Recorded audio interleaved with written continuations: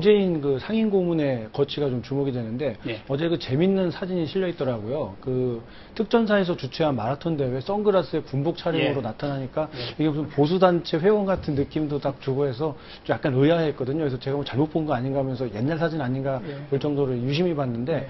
그 출연했던 그 나왔던 그 대회는 어떤 거고 또 어떤 배경에서 이렇게 행사를 참여하게 된지도 궁금하더라고요. 예, 저도 어제 깜짝 놀랐어요, 사실은. 네. 그 문재인 고문은 아주 이 얘기 들으면 기분 나빠할지 모르지만 저는 딱 보는 순간에 1961년에 그 5.16 쿠데타 하고 나서 박정희 소장이 선글라스 끼고 군복 입고 나온 사진, 유명한 역사적 사진 있지 않습니까? 그 생각이 언뜻 이렇게 오버랩되면서 떠오르던데 지금 화면에 나오고 있네요. 저 양쪽에 계시는 분들은 특전사 그 전역자들이고요. 중간에 문재인 고문이 그 환하게 웃고 있죠. 특전사 복장에 선글라스까지 끼고 나왔는데 어제 특전사 주최로 제1회 마라톤 대회가 있었습니다. 저기 서울 마포구 상암 월드컵 경기장 근처에서 있었는데 거기에 문재인 고문이 1975년부터 78년까지 특전사에서 실제로 공부를 했어요. 그래서 이제 특전사 출신 자격으로 저기 가서 사람들하고 뭐 사람들 만나서 교수 경례도 하고 우리가 아까 보수단체 얘기했는데 그 장세동 전 그 안기부장, 정호용 전 국방부 장관 이런 분들 만나가지고도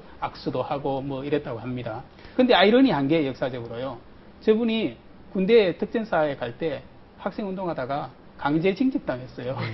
억지로 군대에 끌려간 건데 저 역사가 바뀌어서 지금은 저게 내가 이렇게 안보에도 투철한 사람이라고 하는 자랑거리가 될 줄은 누가 알았겠습니까? 그 저기 뭐 문 후보가 이제 거기 저기 출연한 저기 장소에 간 걸 보니까 전에 어느 방송사에 나와가지고 힐링 캠프인가요? 거기 나와서 뭐 그 격파하는 거 하고 나서 예. 지지율이 급속히 치솟았잖아요. 엄청 올라갔죠. 아마 이번에도 그런 걸 좀 노린 거 그런데 아닌가 생각합니다. 정치인이면 아무래도 그런 이벤트성을 해가지고 이제 좀 그 인지도도 올리고 지지율도 좀 올리려는 욕심이 있지 않겠습니까? 그런 말씀 하다 보니 오늘 또 사진 하나 더 있는데 인지도 하니까 임태희 실장이 예. 엄청나게 큰 사진을 걸었잖아요. 예. 누가 보면 거의 공식 후보 벌써 결정돼서 예. 걸렸나 싶은 사진이 예. 있는데 그건 어떻게 된 건가요? 그것도 참 재미있는 네. 사진인데요. 토요일자 여러 신문에 실렸죠. 그 이제 여의도에 가면 저 국회 바로 좀 근처에 새누리당의 당사가 있습니다. 지금 사진이 나오고 있죠. 새누리당 저 당사가 입주한 건물인데 저기 보면 모든 정당에는 이제 당사에 자기 정당의 저 로고하고 뭐 이런 우리는 어떻게 하겠습니다 이런 뭐 네.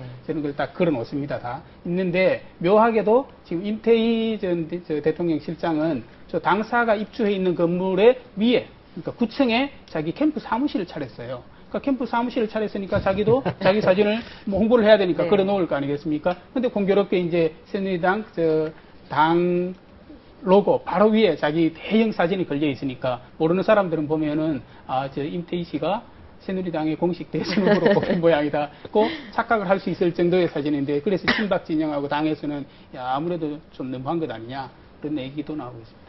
법적으로는 뭐 문제가 없지만 저게 뭐 머리가 좋은 건지 약간 얌체성인지 잘 모르겠습니다. 저는 저 사진을 보고요. 네. 일반 보통 국민들이 저렇게 큰 현수막을 내걸면 그 구청에서 가만두지 않거든요. 5개 광고물법 위반으로 단속이 예. 대상이 되는데 예.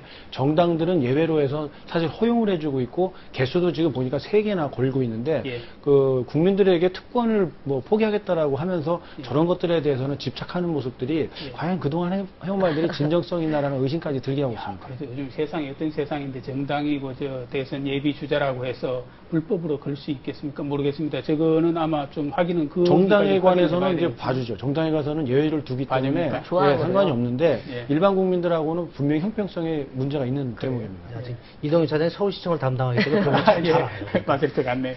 그 김두관 후보도 중국 방문 중이죠? 예, 중국 방문을 21일부터 해가지고 어제 저 돌아왔습니다. 돌아왔네? 예, 3박 4일간 마쳤는데 거기 중국에 방문해가지고 그 얘기를 했죠. 대선 출마 언제 선언할 거냐가 관심사였는데 지금 나오고 있죠. 중국에 가서 이제 사람들 만나는 사진인데 거기서 기자들, 한국 기자들을 만난 자리에서 7월 10일 날 대선 출마를 선언하겠다는 얘기를 했는데 왜 7월 10일이냐 하면 김두관 지사가 지금 그 지사가 된 직후에 나는 그때 무소속으로 됐다가 나중에 이제 민주당에 들어왔는데 나는 그 지사직을 중도에 그만두지 않겠다는 얘기를 약속을 도민들한테 했어요. 근데 그것을 번복하고 대선 출마하려면 그 지사직을 던져야 하는데 그럼 약속 위반 아니냐 이런 얘기에 굉장히 그 부담을 많이 느꼈어요.